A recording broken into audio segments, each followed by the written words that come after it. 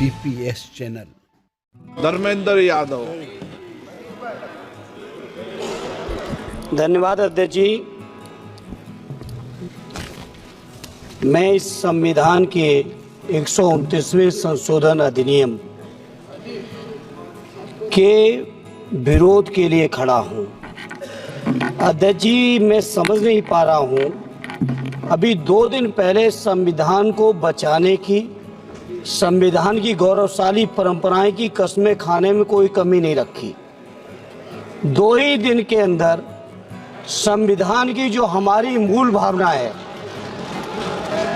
2 ही दिन के अंदर संविधान का जो हमारा बेसिक स्ट्रक्चर है, 2 ही दिन के अंदर संविधान का जो हमारा संघीय ढांचा है, उसको खत्म करने के लिए संविधान संशोधन बिल लाए हैं। मैं मनीष तिवारी जी से सहमत हूं और अपनी पार्टी और अपने नेता आदरणीय अखिलेश यादव जी की ओर से कहना चाहता हूं, ये बिल पूरे देश के जो अलग अलग भेष, भाषाएं, संस्कृति, क्षेत्र की जो मान्यताएं हैं, जो हमारे संविधान निर्माताओं ने बहुत सोच विचार के, मंथन, अध्ययन करके ये संघीय ढांचा तैयार किया था, राज्यों का गठन भी किया था, संस्कृति के हिसाब से, क्षेत्र के हिसाब से, भाषा के हिसाब से, परिस्थितियों और समय के हिसाब से। मैं नहीं समझता अध्यक्ष जी, मुझे कहने में कोई संकोच नहीं, उस समय के हमारे संविधान निर्माताओं से विद्वान, बाबा साहब भीमराव अंबेडकर से ज्यादा विद्वान इस सदन में भी कोई नहीं बैठा, मुझे कहने में संकोच नहीं है। और ये संविधान की मूल भावना को खत्म करके कैसे तानाशाही के रास्ते निकाले जाएं, इसके अलावा कोई काम ही नहीं बचा है।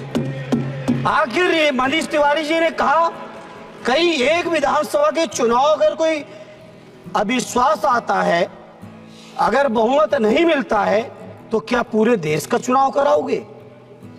पूरे देश का चुनाव कराओगे? और ये लोग एक देश, एक संविधान, एक चुनाव की बात करते हैं। जो लोग 8 विधानसभाएं भी एक साथ नहीं करा पाते हो, मौसम देख के तारीखें बदलते हो, वो लोग बात करते हैं एक देश एक चुनाव की।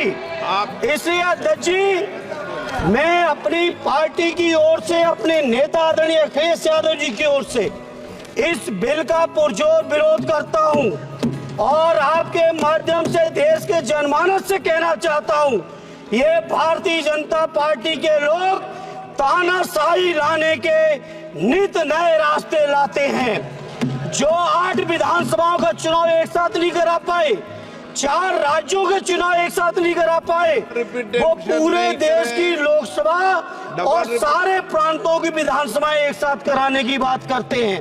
मैं पूछना चाहता हूं सरकार से, अगर एक प्रांत के अंदर सरकार गिरती है तो क्या पूरे देश की लोकसभा के चुनाव कराओगे? क्या अगर लोकसभा के चुनाव के चक्कर में उस प्रांत के लोग क्यों सफर करेंगे? अरे चर्चा कर लेना। अरे कुछ नहीं बचा है, कुछ नहीं बचा है आपके पास। अध्यक्ष जी, सदन को थोड़ा सा सिस्टम में लाएं।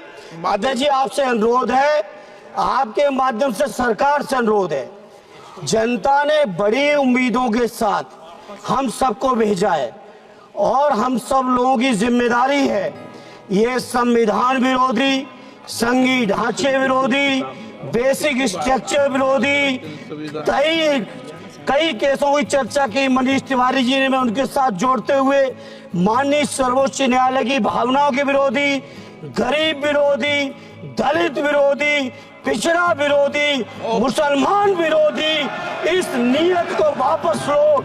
ये अध्यक्ष जी, आपके माध्यम से मेरी आपसे प्रार्थना है। बहुत बहुत धन्यवाद।